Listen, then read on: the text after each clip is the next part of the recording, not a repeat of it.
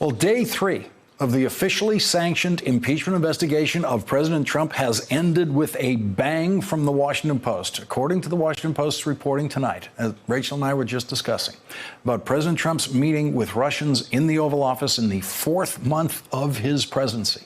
What the president said in that meeting, forgiving the Russian attack on our election, will surely be the subject of an article of impeachment. The president is going to be impeached by the House of Representatives. Donald Trump might never give another State of the Union address because in January, Donald Trump is now tonight more likely by that time to be in the middle of a trial in the United States Senate. And the Speaker of the House is not going to invite an impeached president to deliver a State of the Union address in the House of Representatives in the middle of his impeachment trial in the Senate. Donald Trump is going to be impeached by the House of Representatives on at least one article of impeachment because, as of tonight, everything in the whistleblower's report has so far proved to be true, and more is proving to be true each day, including the most damning aspects of that whistleblower's report. But the smoking gun evidence that will force the impeachment of Donald Trump are the words that Donald Trump spoke in the White House record of his conversation with the president of Ukraine, and nothing is going to change those words. Nothing is going to make those words any better. And so for the majority of the members of the House of Representatives who have said those words are worthy of an impeachment investigation, nothing is going to happen to make those words sound any better to them. There will not come a moment when any of them say, oh, I thought those words looked suspicious when I first saw them, but now, 2 months later, I get it. They were completely innocent. I'm going to vote not to impeach the president. I don't want to send him to trial in the United States Senate because now I see those words are innocent. That's not going to happen. No one's going to make that speech. Donald Trump should be very worried tonight about what Mitch McConnell has said and has not said about holding an impeachment trial of Donald Trump in the United States Senate. And Mitch McConnell should be even more worried about what other betrayals of national security and betrayals of his oath of office might be revealed about Donald Trump, like the revelations in tonight's breaking news report in the Washington Post of Donald Trump telling Russian officials he did not care about Russia's attack on our election. Comments that witnesses interpreted as encouraging, actually encouraging the Russians to interfere in elections again. We will cover Mitch McConnell's role in the impeachment process, which should be very worrying to Donald Trump tonight, later in this hour. And we will report the latest crack in the wall, the Republican defense wall in the House of Representatives. One Republican member of the House Intelligence Committee said yesterday that he now supports an impeachment investigation of the president. And another Republican said today that he supports an impeachment investigation of the president. And neither one of them have been attacked by Donald Trump. And that is a clear sign that Donald Trump is already drowning in an ocean of impeachment worries that have dulled his attack reflexes. We will report on those Republican defections in the House later in this hour and what it might mean to the final vote on impeachment in the House. Will that be a bipartisan vote?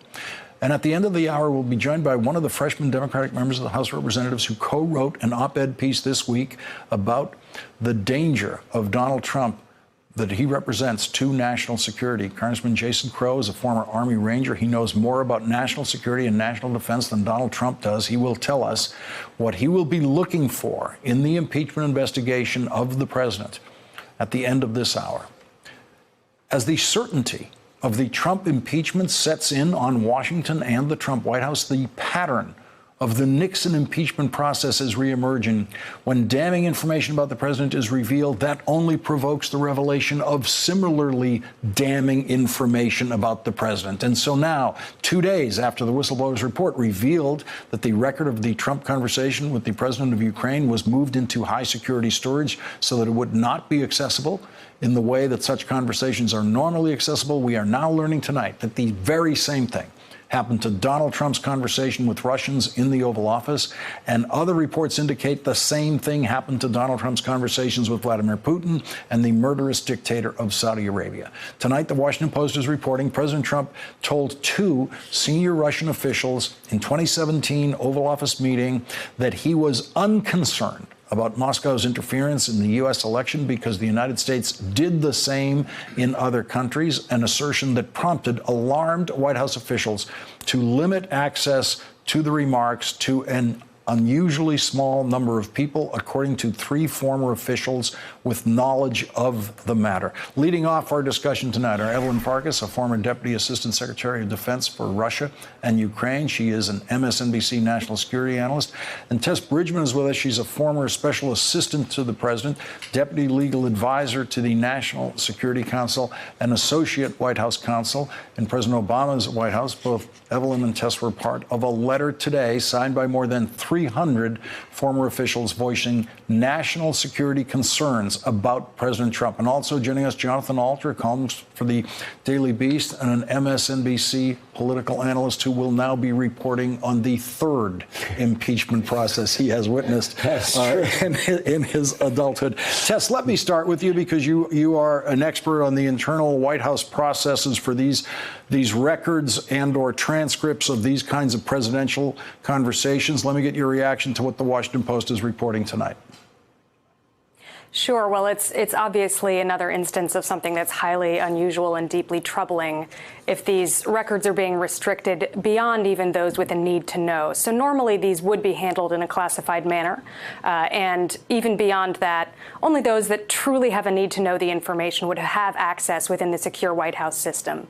But putting these records of phone calls that the president has with other foreign leaders into this standalone system for specially classified, compartmented code word information is deeply troubling because it seems to indicate an apparent attempt to hide that information, either because there is misconduct on the part of the president or even potential criminal wrongdoing.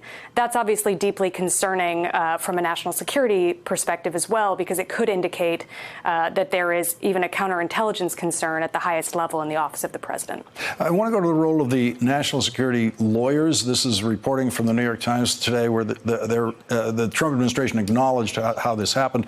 The Trump administration said on Friday that National Security Council lawyers made the decision about how to handle the record of President Trump's July 25th phone call with the president of Ukraine, which a whistleblower says was placed into a highly classified computer system accessible to only a small number of officials. Tess, what about the lawyers making that decision? Sure, Lawrence. Well, from my perspective, this is very odd and again, deeply troubling.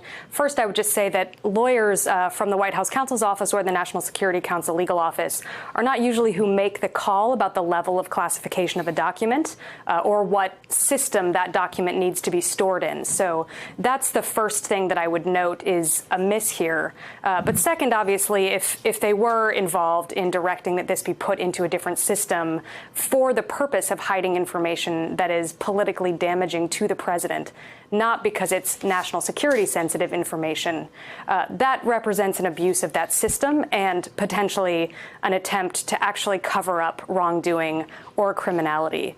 So it's not at all unusual that the lawyers would be involved in providing advice to National Security Council staff, for example, or coordinating legal views among the interagency. That's their job.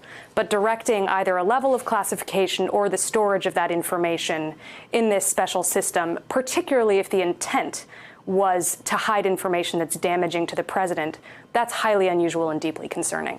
Evelyn Farkas, according to tonight's Washington Post reporting, what we're seeing in President Trump is a flawless consistency here about these kinds of conversations. At the beginning of his presidency, he was treating these conversations the same way he's treating them now with the president of Ukraine.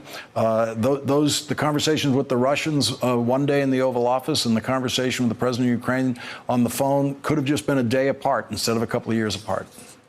Yeah, unfortunately. And there are a lot of conversations now, Lawrence, where I'd really like to see the transcript because 3 days, I think it was 3 days after President Trump spoke with the Ukrainian president in the latest call that is causing all this consternation and probably going to get him impeached, he spoke with Vladimir Putin. And we still don't know what he talked about for about an hour or so, giving, interpretation time there, subtracting it, in Helsinki at that summit, where it was just the two of them. them, and the interpreter, who I don't understand why no one has actually subpoenaed, to my knowledge. Nobody has actually tried to get them to recollect, if they don't have any notes, what Donald Trump and Vladimir Putin talked about. So, yes, he says these things. He seems to have this dug-in idea that Russia is not our adversary because Russia is not his adversary. But Russia is very much the United States adversary. Locking up these transcripts, it creates a counterintelligence weakness, so he can be blackmailed. And then imagine all those diplomats who have no idea that this conversation's going on. They are then conducting diplomacy almost blindfolded. Jonathan Alter, we now are deeply into the echo chamber with the Nixon impeachment investigation, because this pattern of on one day we learn from the whistleblower about the treatment of this phone record, and then days later you discover from these are other whistleblowers, they're unofficial whistleblowers to the Washington Post, that, oh, that's exactly what they did with the transcript of the conversation with the Russians. So there's a pattern here, but just to go back to something that Tess said, she said, they might be covering up possible illegal activity. It's not possible. There's a lot that's out there now. We know that this president was running an extortion racket, a shakedown operation. That's what we're learning. And so it's very important that when the shock of all this wears off in a couple of weeks, that people not just say, oh, there was something kind of sketchy about that phone call, or, the Democrats are saying the president might have done something wrong. No, they need to understand. The Democratic messaging has to make them understand this was extortion. He was violating federal statutes that prohibit this behavior. Not to mention that it's clear abuse of power and a violation of his oath of office. So it's good that this is coming out now, because it contributes to the obstruction of justice article of impeachment, which is an important one of the ones that Nixon was impeached for. But it's not like the cover-up is worse than the crime in this case. There was a serious crime that took place. Yeah, and Tess, what do we know about other conversations? The whistleblower refers to possible other cases. This is obviously one, but it seems like the place to look are what we publicly know to be the most sensitive conversations, the Vladimir Putin conversations, conversations with the Saudis. That seems to be the place where people should be now going to look. Right. There's obviously a lot more that we need to learn here, and that's why it's important that Congress keep doing its work diligently. The Saudi conversations, the Russian conversations come to mind, but it's not clear that this president doesn't treat his relationships with almost all foreign leaders as though there is something for sale. If you do me a favor, that will influence the foreign policy of the United States, right? I do, though, just want to go back to the previous point that was made, because I think it is exactly right that we shouldn't lose sight of the fact that we do already have a smoking gun right here in front of us, that the American people already know that the President of the United States used the power of his office to try to exert influence over a foreign leader to get him to intervene in our elections. And that's something that has, of course, implications in campaign finance law, perhaps honest services, bribery. So there's a lot that we already know that we need to keep the focus on, even while we continue to investigate where else this might be happening. Another passage from the Washington Post tonight. White House officials were particularly distressed by Trump's election remarks because it appeared the president was forgiving Russia for an attack that had been designed to help elect him. The three former officials said Trump also seemed to invite Russia to interfere in other countries' elections, they said. And Evelyn, it sure sounds like the president was inviting them to continue to interfere to help him get elected. Right, to continue to interfere in U.S. elections. I mean, the president cannot understand what the national interest is, and he doesn't even have enough imagination, it appears, to even consider that the Russians might actually use the same tactics they used to get him elected to get him out of office. So, I mean, it's a real lack of understanding of what it means to be an American president. Go ahead, John. Yeah, I was just going to say, we need to take a step back and think about this. We're so used to the Russian interference. This was a cyber Pearl Harbor. Mm-hmm. A cyber attack at the heart of our democracy.